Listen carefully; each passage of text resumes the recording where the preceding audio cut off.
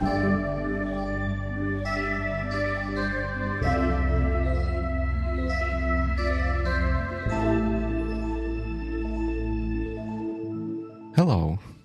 Hi.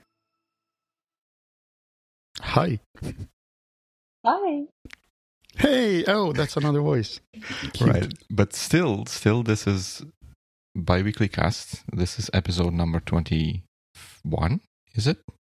Yep, That's right. it is. And we have a guest, wonderful Karyna.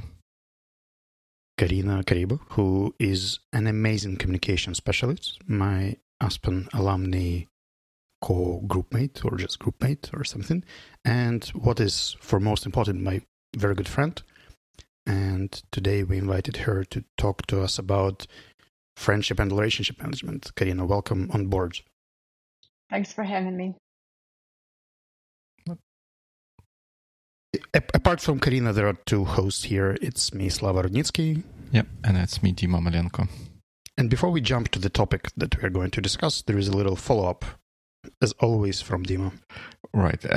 I guess that's because Dima often messes things up when he speaks and then he needs to correct himself. But first item is not about the corrections. Remember how we discussed Ramsfeld matrix in the previous episode about that thing about unknown unknowns. And I did a little bit of research about this particular idea, and it turns out that Ramsfeld matrix is not a real thing. This whole kind of idea of known unknowns, unknown unknowns. Donald Rumsfeld, I think he was the Secretary of Defense of the US, he mentioned once in one of the presentations that he gave. But by and large, this is based on earlier ideas of something called Johari window and were relatively widely used at NASA. So I kind of feel bad that those guys didn't do even this kind of basic research to present the concept in a better, more coherent way, and they just ran with this has been Ramsfeld matrix.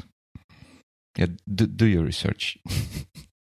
Did it get the unknown unknowns any more clear? No, the idea is still same. Like you want, when you're building something like super innovative or something like really new, never done before, you want to keep exploring to find things that you didn't even know that may affect your project.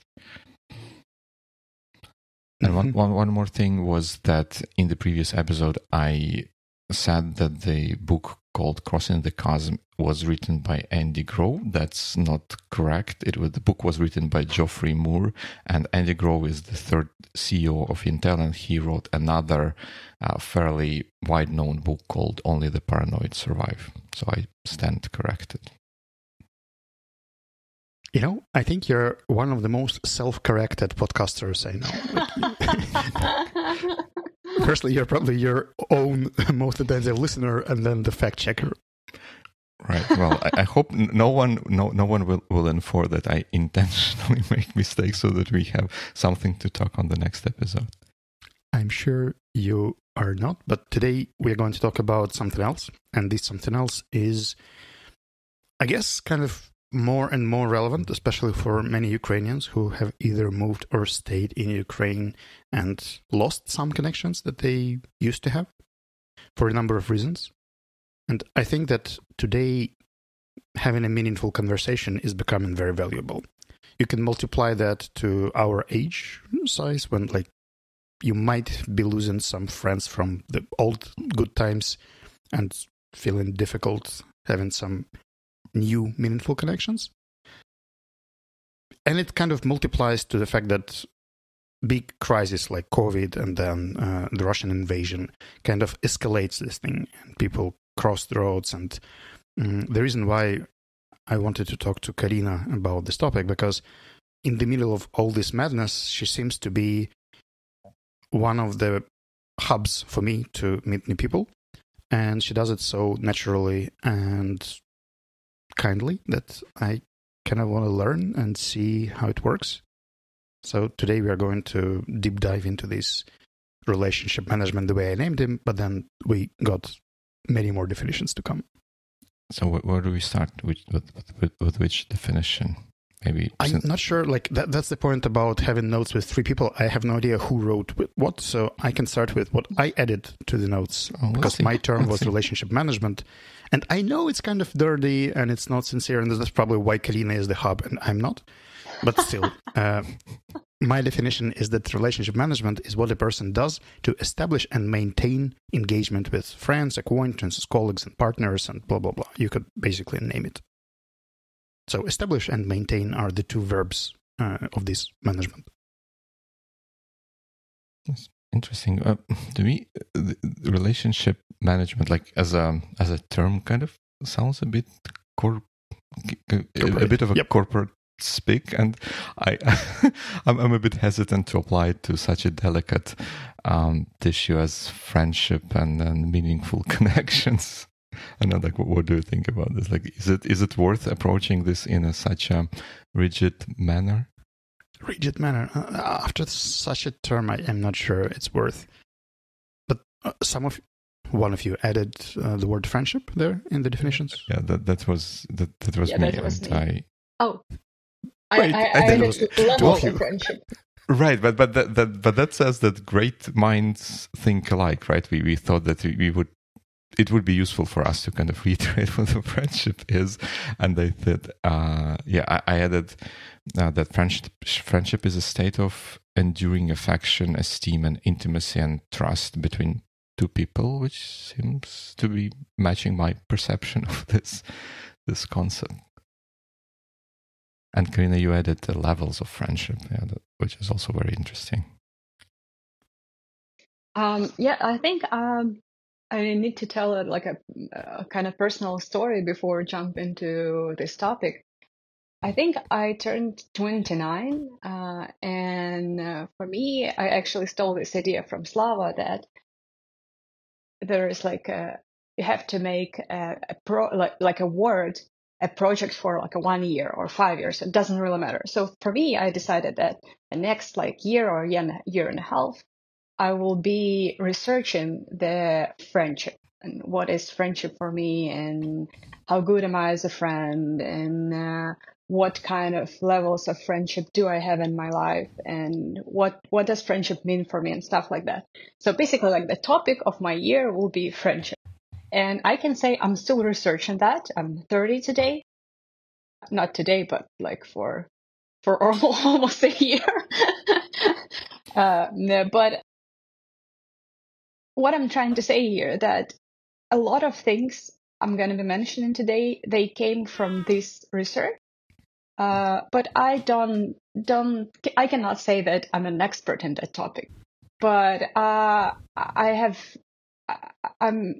I'm really interested in what friendship is. And I spend a lot of hours talking to my friends and reading different kind of stuff that would help me to understand what is that. And then you added to the notes these levels of friendship, which are acquaintance, casual friend, close friend, and intimate friend. And I can kind of get acquaintance and casual friend, but the difference between a close friend and an intimate friend is wishy-washy for me. Could you elaborate on it? I would say that usually what intimate friend, I read it a lot in different sources, but a lot of sources would also say that we can replace that with a best friend. And you cannot have a lot of best friends. Usually it's 1, 2 people, maybe 0 people, which is totally okay. But we can still have a lot of close friends that we want to share our very intimate stories with. And I would say that the difference between close friend, or that we also can say a good friend, and intimate friend is that the level of intimacy and the level of time spent together. And for me in my life, I can say that I do not have a best friend or 2 best friends. I have 0 best friends, but I have a small circle of very close friends that I share a lot of time with, and I share a lot of intimate details of my life with. Another question here. You don't have this intimate or best friend. Did you used to have? one and then something happened, or you just never had one and it's always been like a... I've never had one. But I know that there are people, and a lot of people that I consider my close friends, they have best friends in their life as well. Usually these are relations that come from like a childhood, or not necessarily childhood, but usually these people, they live through a lot of things together, and they want to continue this kind of relationship. Unfortunately, I moved a lot since my childhood, so we switched a lot of cities when I was grown up, and I don't have this kind of relation. But again, it doesn't necessarily come from childhood. You can get into like intimate friendship relations later on, but usually it takes a lot of time to get that intimate with someone. Dima, do you happen to have the best friend? No, unfortunately, I'm I guess in the same camp as you. I can't say I have someone who I can call my best friend, especially someone who would match to an extent kind of mathematically precise definition that Karyna added for best friend, which is someone you would share anything with. There are people who I would share a lot with, but not anything. So, yeah, by that measure, either means that we come from very similar backgrounds, or we all have some kind of trust issues. It may be both, or it may be none of those things, right? Yep, fair enough. Guys, don't you think that our serious approach to the word friendship is kind of a cultural thing? Because whenever I talk to my friends from North America, they would use the word friend much lighter and easier, and you become friends much sooner, and you can get even best friend title not as hard as we discuss it right now. I would say this confusion, like it's both. There is a difference in cultures that actually gives a lot of confusion to the topic. But in the same time, I guess there is a confusion in the terminology and in the usage of the word friend or best friend or friendship. Like even in, for example, Ukraine, I would say that if you ask 10 people out there in the street, what is a friend for you or what is the best friend for you, you will get like 10 different answers and different requirements, if we can say requirements in this kind of topic, will be given to a friend, to a friendship, right? So basically, I would say that it's not only about the difference in cultures. Fair enough. So I suggest that today we can try sticking to the first three levels, like an acquaintance, the person you know something about, and sometimes meet a casual friend you don't spend much time, but you do meet time to time. And a close friend is someone you trust and you're committed to, which probably means you have some regular points of contact. And in some cases, we might talk about intimate friends, but I think that most of the topic I was thinking about is about close friends, like people you spend a lot of time with and you trust and you can rely on. Which brings me to my first question. Guys, have you made any new close friends in the past 18 months? Like, and there should be like prefix looks at the watch. I don't know. Maybe, but I'm not too certain about this. All right, we'll take it as maybe, yeah. And Karin, what about you? Actually, I did, and I made. I would say these people are not close friends yet, but I do a lot of things to make our relationships closer, and that I would be able to call these people my close friends. And vice versa, during these 18 months, I have not a lot of, but 2 or 3 friendly relationships that people used to be close friends of mine, and the reverse process is happening. And I think that's also worth mentioning in this topic as well, probably later. What about you? I think I got one, and it just happened to me. It's not that I did anything meaningful. I just didn't mind and didn't object. And then I was trying to support this emerging relationship, and I'm really glad it had happened. But back to this question about not yet close, what would be the normal transition time from a casual friend to a close friend, like in normal atmosphere without the war and stuff? They even have numbers, actually.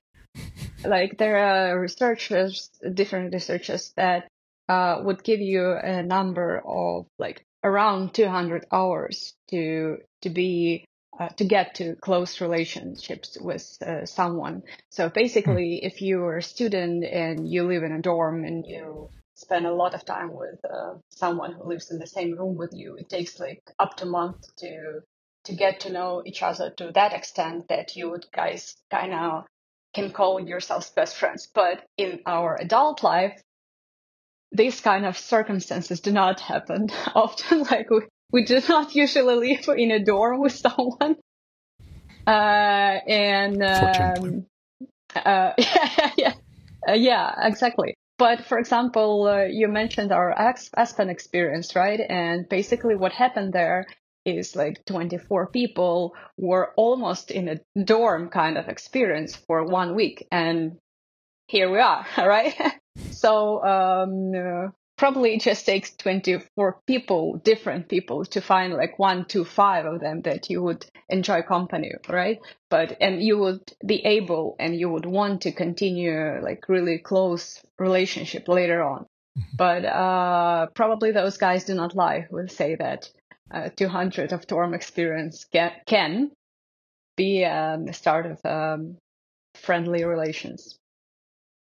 No, I think I would like to clarify something here, because even our Aspen experience illustrates that not everyone out of 24 people around got even to the level of casual friendship, not saying about close friendship. So I would say that it also matters what you do during this time. Aspen was quite an interesting experience because we were sharing some deep thoughts, emotions, feelings about something that is truly important for us. And that was kind of a good beginning. But then we did invest a lot of time afterwards, after Aspen, to build up this stronger. Right. And I would say that we were in between casual and close friends at the end. But then some of the relationships deteriorated and some have developed. So it would depend on what you do afterwards. But Aspen did have a multiplier for me. I think that that 100 hours together was kind of, it felt like 2. Yeah, that was definitely a multiplier. And I want also to add here that, of course, we had some strong prerequisites to that. Like, for example, we were in the same age group. Like, we were all achievers in a different fields of, in Ukraine, but in different fields of economy and culture and stuff like that. So basically, like, the prerequisites were already the base for us to be interested for each other. So it was not like random people from the streets that were in the same room. But yeah, Dima, please, I'm sorry that I interrupted. I think that all resonates very much with me.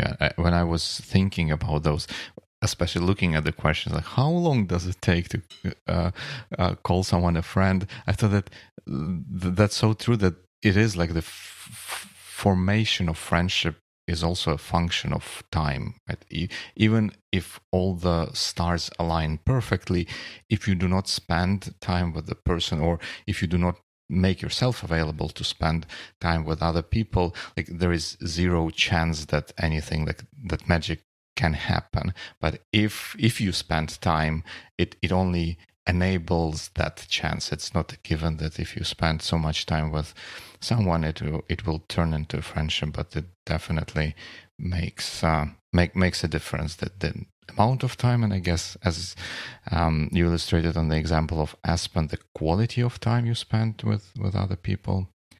Let me try, while we are on this topic, let me try to throw a curved ball here. So if we go by the idea like the amount of time is important, the interests and things like that are important, let's say, maybe not most, but for many working professionals, they spend around like 8 hours working with the same group of people, and that can very quickly amount to those 200 hours of interactions, and maybe some of those experiences can be meaningful shared experiences. What do you think about friendship at work? Do we, as adults, more often tend to get quote-unquote professional friends? Well, Dima, we should make a level of relationship here. It should be a casual colleague, a close colleague, an intimate teammate, and then we could start and in the end of the year, you send out emails. Congratulations on your promotion to close colleague this year. I hope you can keep up the good work, and the next year we can get even higher. Actually, I think your Google Calendar and your messengers can count it for you, like the number of messages and the number of meetings you've spent together. Like I think that people, when talking about friendship, people usually focus on like what is the place where you find friends. But usually I would prefer to be more focused on what is I'm sorry for bringing scientific language here again, but methodology of becoming friends. So if you follow the right methodology, basically you can become friends, given that people you meet are interesting for you, with like practically anywhere. It's going to be at your like work environment, or when you're on vacation with your wife somewhere. Like, it doesn't really matter. I think that it's just more about the format that is existing, that helps to build the relationships. Like, for example, I was so inspired to talk about this topic, especially in this period of time, because during the previous year, I think it's been like not the whole year, but like, I don't know, half of a year, I was introduced to a fantastic format by Slava's friend that is called The Art of Sunday. And I think we will mention what does it mean for our group of friends later on. But the thing is that this format is so successful in terms of making new connections, like meeting new people, and probably developing a closer relationships with some of them, that I would say that the format for me was way much more important than where exactly do I meet these people and who these people are in their like everyday life. Again, because when we are not networking, but trying to build a deeper relationship with someone, it has less of a meaning. Like, what does this person or that person does for a living or something like that. And I wanted us to talk about the difference of networking and relationship management later on in this podcast, because this is also super important. They have some like interceptions, but usually these are very different things, and people are so confused between like switching from one to another. And it hurts when someone is doing networking within relationships and vice versa. Okay, let's hold this thought. But I've heard so many stories from Slava about that Sunday something that you just mentioned. So I immediately must learn more about this magical thing, that the format, how it goes, how it happens, how you get people, what they get out of that. Like, tell me everything. Let's start with the pre-story. Yeah. There is a little chat in Telegram with 3 friends. myself, one in Dnipro, and one in Lviv. And most things we were doing, then whenever one of us was visiting another city, we would just meet, take a selfie, and send it to this chat to tease the third one that hasn't come. And it's been going on for years. Like anyone would travel anywhere, and I believe that within these years we just met all together, three of us, just once, and then it was mostly points of two. Our Lviv friend Vova, and he was on one of our first season shows before, moved to Lviv and created something that he named the Weekend Art. The Weekend Art was just a gathering of friends who were coming together on Saturday or Sunday to do something art-related.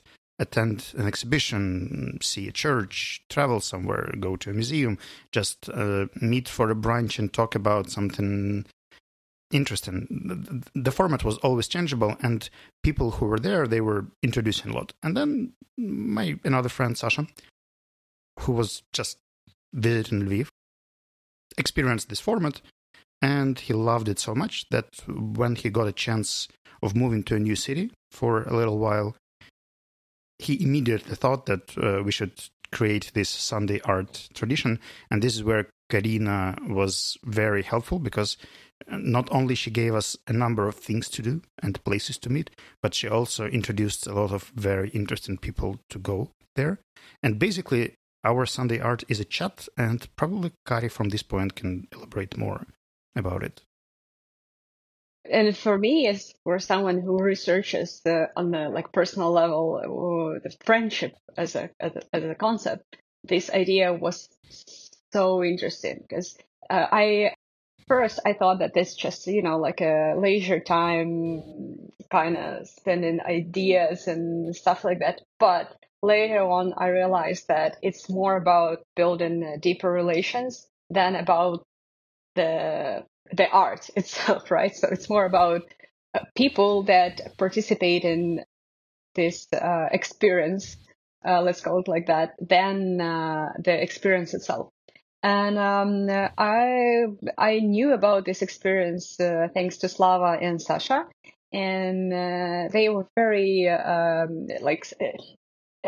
Sasha was never experiencing Kiev as a tourist, as someone who is not here due to like some work reasons, right? So he wanted to enjoy Kiev, and I love Kiev, and I was happy to help our group from the very beginning to enjoy something in Kiev, especially if Sasha doesn't know a lot about the city.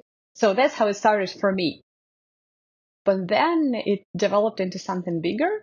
And the fact that Sasha is not participating for some period of time our meetings is actually even more supporting the idea that this format exists even without like the first reason it started, right? So Sasha is not in Kiev right now, but still we meet every Sunday. I think we've never missed a Sunday. Sometimes we have fewer people, sometimes we have a bigger group. But the basic idea is that we meet every Sunday for an art.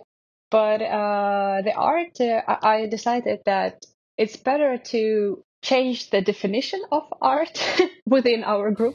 So basically, we trying to discover not only the art that exists in the museum or in the opera of Kiev or in a theater or something like that. We also want to deep in the art of tea, for example, and we went for a Chinese tea ceremony. Or like tomorrow, we're gonna look and try to understand better the art of honey, and how do you call it, the like honey gathering and stuff?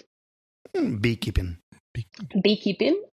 And we are gonna visit my grandfather who lives like in the north of Ukraine, and he has like this bee farm, and there's an amazing process of how it's done. How people like my grandpa is super passionate about this stuff, and he can like give us a lecture about how the whole system works, right? Mm-hmm. And basically, it's not something that is easily it's like for me, this idea of art that is not in the museum is even more interesting, because when you go to the museum, it's like super fair play, right? So you buy a ticket and you're going to see something that is created there for you. And for me, it's interesting to find the art that is not vividly on display, right? That some kind of project, some kind of probably small businesses, probably like small, like Zero sushi style. yeah, but you know what I mean. I didn't define it yet, but basically for me, it's interesting to go to the like a craft beer place and to see what these guys are doing there, than to go to like some huge museum to see like something that everyone sees. It is also interesting. Don't get me wrong. I enjoy And it we as did well. go to museums, yeah. And we go to the museum sometimes, but for me, another project here is to develop the definition of art itself. So yeah, no, sorry, I just think I was so passionate that I couldn't stop myself somewhere. No, yeah. I But think that yeah, this is so I great. enjoyed it. Yeah.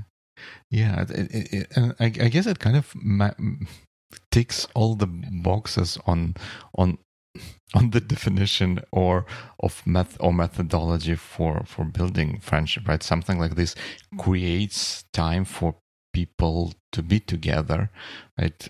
So we are getting closer to those 200 hours, but then since this is you have a self-selecting group of people who have things in common, shared interests, passions, and so on and so forth, that helps to make those the time that you spend together meaningful. And yeah, I guess it's only natural that on the tail end of it, something good forms. And I want to say that I also have something similar. We had and still have a group of friends who we used to meet for a coffee every Wednesday while I was still living in Dnipro, and we did this for years and years, and we still do this now, even now when kind of I moved to London and some of them had to move to different places. We meet virtually, and this is also this continues to be a delight of my week. Right. So and then we kind of put on stack that thought about relationship management versus networking. So do we want to go to that one? If we don't go there for another minute, because I have a thought that is more related to the previous topic. It's about the level of trust and openness, and I was kind of stuck with this too. Oh, that's synchronous drinking. I hope you're drinking the same thing. Cheers. Yep. The point there was that I think as kids, when we go to, let's say, a summer camp and we spend a lot of time together with a group of other kids, we feel that we've made friends. Like it's easily like after 2 weeks in the summer camp, there is a feeling that like you got some close people to you. You can share pretty much anything, and it works perfectly fine. And then when I go to, let's say, debate camp, again, 2 weeks, but as an adult, I'm not as open to intimate relationships. And most of these amazing articles like New York Times and the other one that I shared, they basically share the same thing, like be open, don't be afraid, be open, don't be afraid, and it reiterated over and over just with different words. Exactly. And it seems to me that people like in the adulthood, they kind of like whenever they have any traumatic experiences or experience some betrayals or they have negative experience in the relationship when they trust people and people use this trust against them, they kind of learn to be less open. And then it influences a lot. And then when you get into something like Aspen atmosphere, where you get to experience a big amount of people who are willing to open, and it's basically a space of this term vulnerability, where people can open up and be themselves without being afraid. I think that was the magic of Aspen, and that's why other like conferences, camps, workshops, and other stuff didn't really work for me to make really good friends. because Aspen experience was never superficial, and we were pushed into deeper conversation. And I cannot say that it was 100% willingly for all the participants. Like from the psychological point of view, I say that we were a little bit pushed with over reading, with over like we stayed till the late night to make this presentation that you have to make in every Aspen seminar. Like you have to make a play. And this also pushes you a little bit closer to the limit that you have, or a little bit over the limit of like preferred intimacy, right?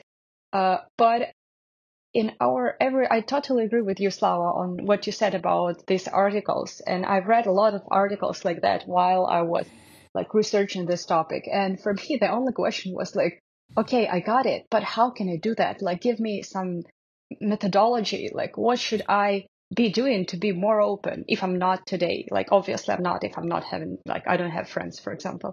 Or like, what should I be, what kind of practice should I be practicing to be more open to new relationships? Like for me, it was not clear what exactly should I do. Because, like be more open, it's easily said than done. And for me, the whole research of friendship came from different experience in my life. And it was like a period of like friendships betrayal in my life. And I was not a good friend for a lot of people as well in my life. And I realized that something went wrong. And that's when I decided to dive deeper into this topic. That's why I think that for those who don't have satisfying experience of friendship in their life, doesn't really matter what kind of friendship they enjoy. But for those who think that something is off, there's always a choice of just stay in the place where the person exists in his or her life today, or like trying to change it and to research the topic. And I think that I ignored the importance of this topic for quite a long time in my life. And then I came back here as a researcher who is interested, right? So basically it came from the interest, like, okay, I don't get it. Like, I don't understand it. What can I do here? And so, yeah, I'm trying to say here that it's always a choice.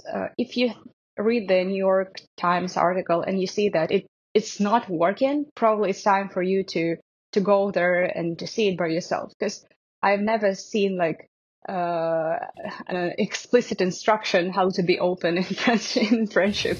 Like it just doesn't exist. I think Dima and I have a patented model. You can start a podcast together. And then you start with just acquaintances, then you become casual podcasters, and then one day you move to the section of close podcasters. Oh, come on, you guys. I think you're already best friends in podcast best friends. Best co-hosts. Right. Intimate podcasters. There were two things I wanted to add. Like, basically, I agree with everything both of you said about the Aspen thing. I would maybe throw in one more thing there, is that it was, I think it was and is also important to that, for example, in Aspen there is a group of people which is diverse, and that everyone's kind of degree or level of openness is different, either because of their personality traits or just because of their prior experience and how maybe not betrayed by friendship they were. And if you combine those people together, those who are a little bit on the closer side can see that there are open people, they interact openly, and they are not quote unquote punished for that. They may open up themselves. And this is where I think having a group, like group period. It doesn't necessarily have to be selected by a specific criteria, but just having a group of people can help from this perspective. And if someone is looking to change how they're doing in the friendship department, I would definitely suggest that starting going out would be the first step. You cannot do that kind of sitting on your couch. And one more thing about the method, right? New York Times articles and stuff like that. I'm like 100% agree with you. Like, that's why it's so great to be a consultant. You can say that water is a liquid, and then like send people do something about this, like be open or something like that. Often when we are talking, or when I'm talking with people, I like catch something and I imagine how this can be turned into a kind of great t-shirt. And here I imagine a t-shirt which says, I'm open, I'm not afraid, and you go out to make friends or something like that. It can work, maybe. I don't know. Yeah, be brave. You know, there was one experience. I got lucky to got on the interviewing panel of one of the latest Aspen seminars. And one of the things that struck me there, that most of the people who were going through these interviews had an expectation of meeting interesting people. And I think it was mostly networking style expectations. And this is where we are getting to this networking versus friendship thing. But what it seems to me that they were there with the need of friendship and closer relationship. But the expectation or something they could voice out was the networking and meeting like professionals and experts and just smart people or something, because it's kind of scary to say that, you know, I'm looking for friends, because you show yourself vulnerable and sometimes you don't even accept it yourself that you need more intimate and close relationship. I'm an adult, like I can manage myself.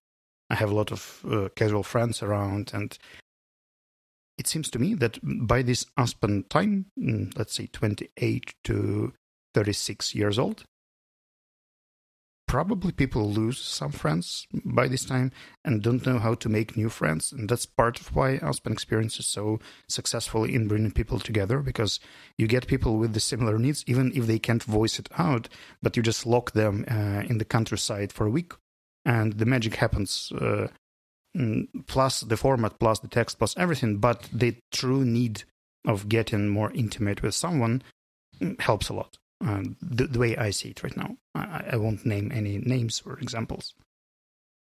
And I'm pretty sure that if we would not be pushed out of that limit, we would just keep it casual and stay like a network. It would be just a networking event, amazing event, great event. We would meet a lot of philosophers from the past, right? We would discuss it. It would be just super interesting, but it has nothing to do with intimate relationships for me.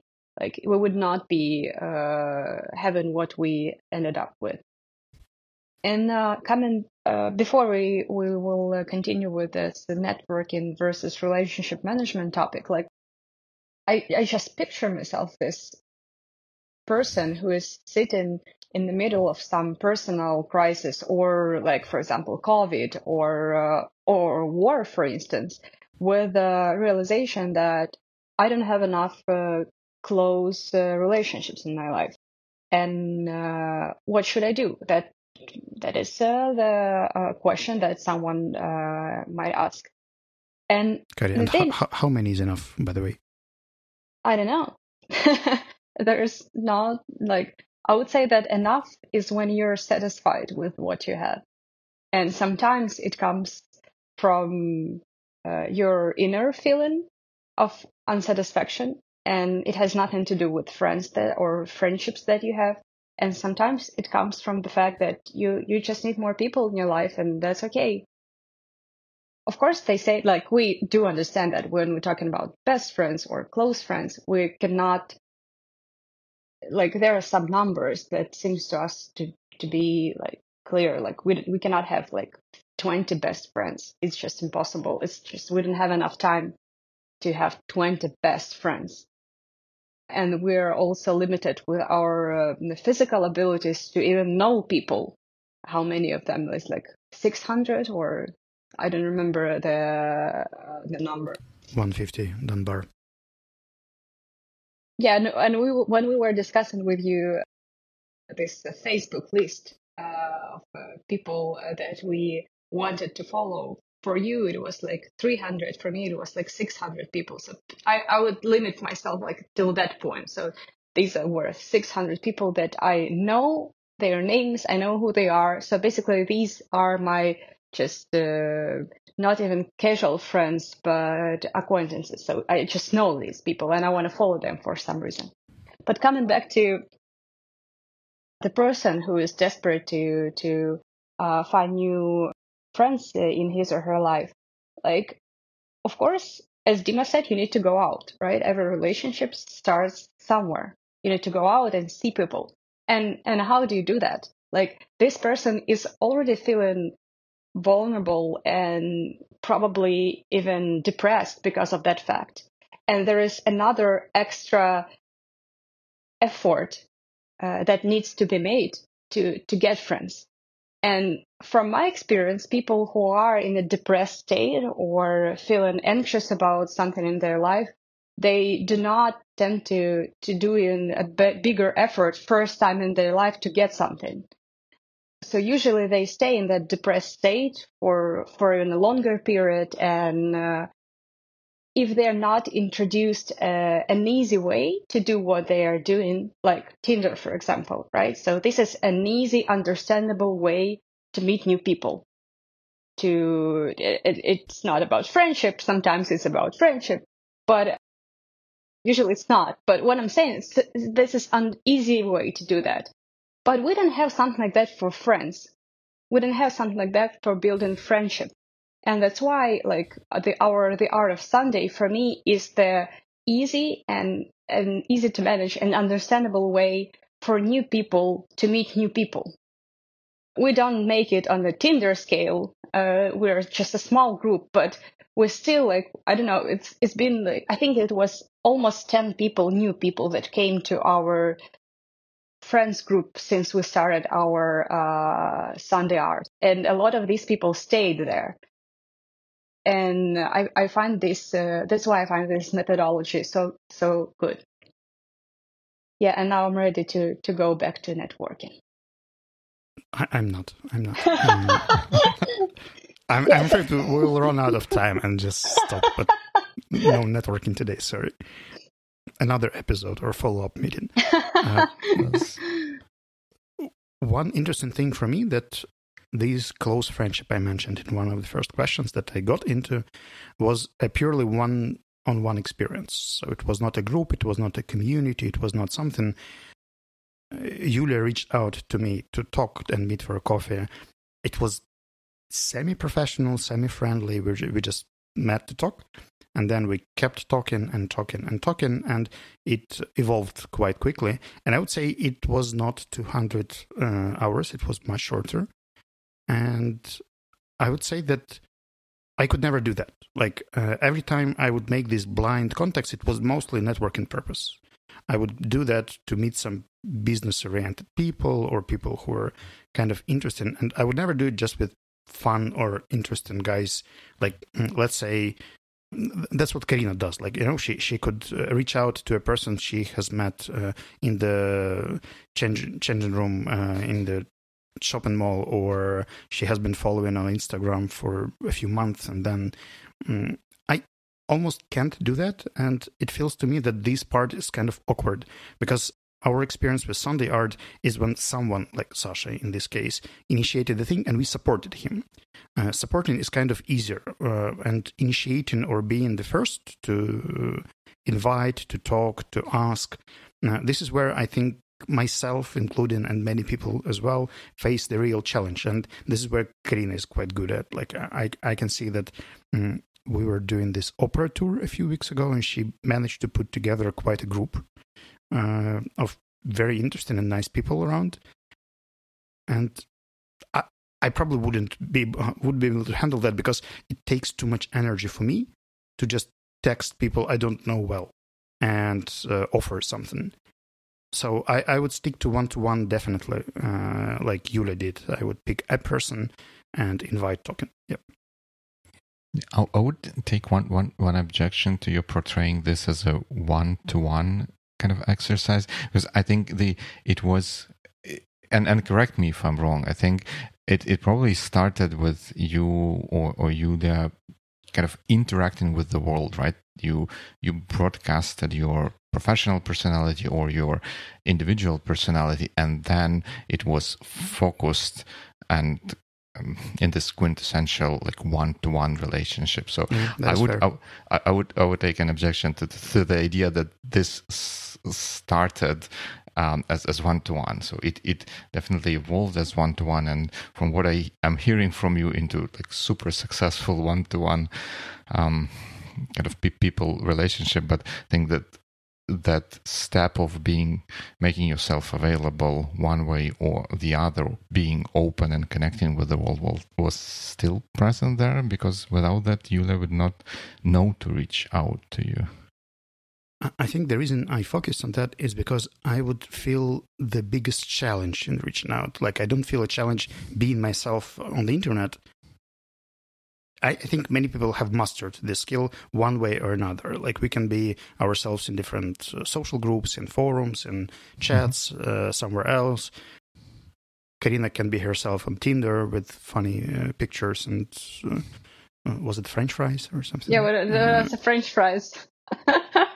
Slava found fun my picture on Tinder, and he made a lot of fun of me because of that. But I think that can this be a moment where us introverts kind of rely and appreciate extroverts for getting us from under the rock and connecting with us in a meaningful way, where we not could painful not enough,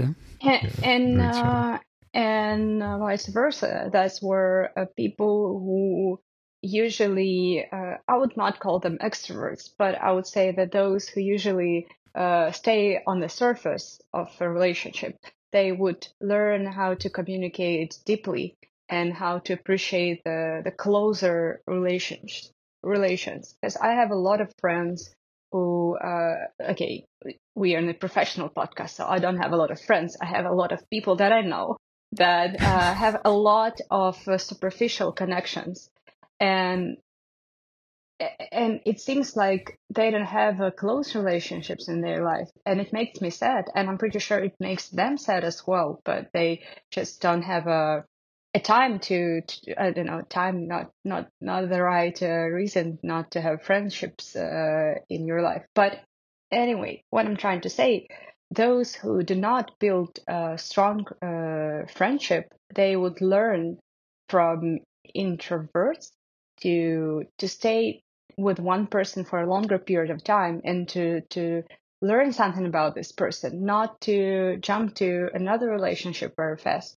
But I wanted to also to add to what Slava said about the connections that are not easy made from like, I don't know, in a changing room. I had a personal story to share. So I started to enjoy early mornings in a botanical garden in Kiev. They're amazing, like especially in the springtime when lilac is blooming, and I just enjoy this time. And I think 2 or 3 years ago, I was almost every morning I was there with my friend, or we were having breakfast, or with another friend, we were having tea, or just walking around there. It was amazing experience, and I wanted for people to know. And I shared it on the Instagram. And I said, like, guys, you should, like, if you think that 7 a.m. in the morning is early and you just don't think that you'll be okay there on your own 7 a.m., just text me. I'm going to be here anyway, and we can take a walk and something like that. And there was one guy who texted me, and we had this amazing walk. I enjoyed his company. So I was fascinated with the fact that I never knew a person, and I like him so much. And we spent hours in that botanical garden. And he told me eventually that he knew me, like he followed me on the Facebook or something for like 10 years or something. So he knew me like from my early 20s. And he never texted me, and he wanted to know me better, but he never texted me like, hey, I'm following you. You seem to be an interesting person. Can I ask you to have a lunchtime with me or something like that? He never did that. And it took us 10 years to meet each other and to eventually just be amused with each other. So for me, that was such a strong story to not to be shy in this moment. So basically, everyone is shy, even those who seem to be extroverts, they are shy. But for me, every time that I think that another person is interested, but it just doesn't feel right to ask to go for breakfast or to invite them into the Art of Sunday team. It's stuck in my heart, this story that he waited for 10 years and we both he waited, but I didn't have a chance to meet him because of these 10 years he was waiting, right? For me, that story is super important. So yeah, and it helps me to invite new people without being ashamed, because I know that probably there is a person that I would be as much as amused, and I didn't invite this person, and it just kills me. Yeah, such a deep story. Can you spend the last Thanks. 4 minutes discussing the difference between friendship and networking? Slava is really desperate to talk about this. Let's do it. Let's do it. All right. The difference is the purpose. It's done with different motives. Done. Check. All right. Let's get the ball rolling. And I would say that it's also the different level of intimacy. And I would say that both are okay. And sometimes, like your story with Yulia, right? So basically, it started like a networking. You met in a professional event or something like that, I assume. And then it became something bigger. So these can work, these two, like relationship management and professional management, professional contacts management, can work together. But I'm so glad that I didn't see a lot of people in our, like the Art Sunday group who came there to make like a networking style of relationships. And I think that, like, I call it the bottle with pickles, that if there's a bottle with pickles and you put a fresh cucumber there, it's going to eventually also become a pickle, and all this pickles would not let the fresh cucumber stay fresh. And basically we show the newcomers that it's not okay to be like a networking kind of guy here. We're here for a different reason. Yeah. You're not gonna stay fresh for a long time. Sorry, bro. But I think that networking became, like, today we have a lot of places to make a good networking. We have a lot of locations for that. We have a lot of institutions for that, even in Kiev, even during the wartime. But we don't have a lot of places to become friends with someone. And that's why I value experiences like that much more than like a networking events or something. And again, they are super important for professional life of every professional. I'm sorry for tautology, but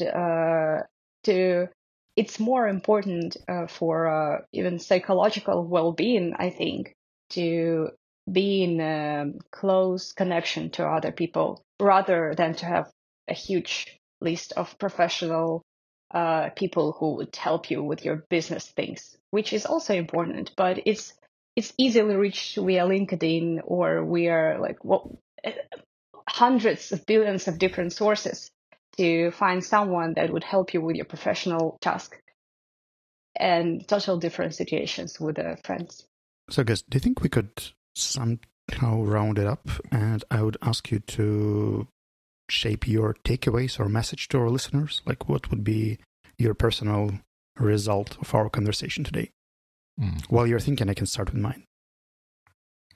I would say that people who feel the need of getting closer with someone should assume that there are many people like that out there. And today in Ukraine, it's like escalated way more than in the peaceful times. And just opening up your boundary and making a step forward, like Karyna's case of just posting on social media that you're in the botanical garden, or texting someone directly like Yulia did, or joining a community, but not with an expectation of making useful contacts, but just meeting new people. Opening up means this for me.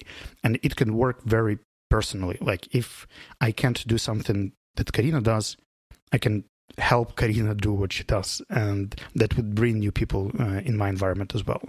So I'm really grateful for that. My key message is that accepting the need of closeness and getting close to people is step one, and just making a step that you feel comfortable would be good enough to try. And it might bring you a lot of benefits. If it doesn't work, it doesn't work, but if it works, it will be very, very beneficial. I would say that even extroverts, because I assume Slava thinks that I'm an extrovert, can find themselves. I never said that. Never said that.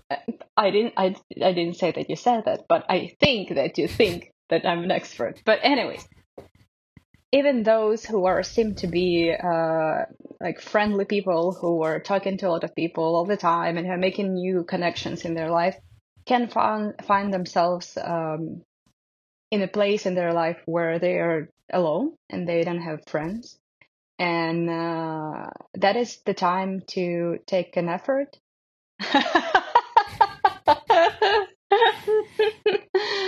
There is a time to take an effort to make new friends, and probably that's is a time also to research for yourself what is friendship for you, and what kind of friendship are you for those who you think are close to you. And I think that a lot of people are mistaken in the idea that friendship is just, it is because it is, and you don't have to put any effort in creating these relations. And I cannot say it's an effort, at least it's not an effort for me, but I would say that this is like a practice. How do Slava say this amazing word, like a practice that you're Deliberate devoted practice. to? Yeah, deliberate practice. Yeah. So you have to show at least some level of devotion and be consistent in what you're doing to see a success. It took me like 1 year to see myself in a totally different position compared to where I was depressed, and I didn't think that I have friends in my life.